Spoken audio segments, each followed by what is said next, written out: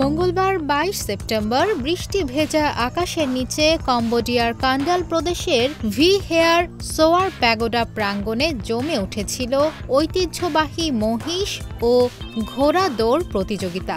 এদিন মৃত আত্মার উৎসবের শেষ দিন উদযাপন করতে শত শত মানুষ জড়ো হন এই পবিত্র স্থানে। প্রায় ২ সপ্তাহব্যাপী এই উৎসব শুরু হয় ৮ সেপ্টেম্বর। এ সময় কম্বোডিয়ার মানুষজন মৃত আত্মীয়দের আত্মার শান্তির জন্য ভিক্ষুদের খাবার, পানীয়, কেক ও অর্থ দান করেন। বিশ্বাস করা হয় এসব দান মৃতদের কাছে পৌঁছায় এবং জীবিতদের জন্য আশীর্বাদ ও সৌভাগ্য বয়ে আনে।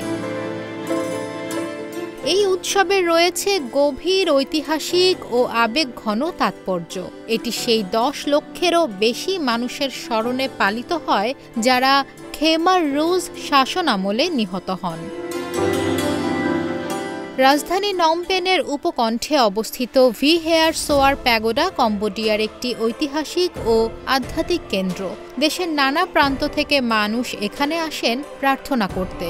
বিশ্বাস করেন এই মন্দিরে প্রার্থনা করলে মনোবাসনা পূরণ হয়।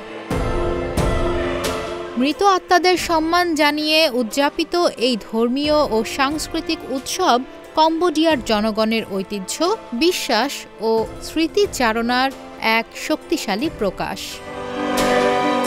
নিশা মাহমুদা, ইন্ডিপেন্ডেন্ট ডিজিটাল।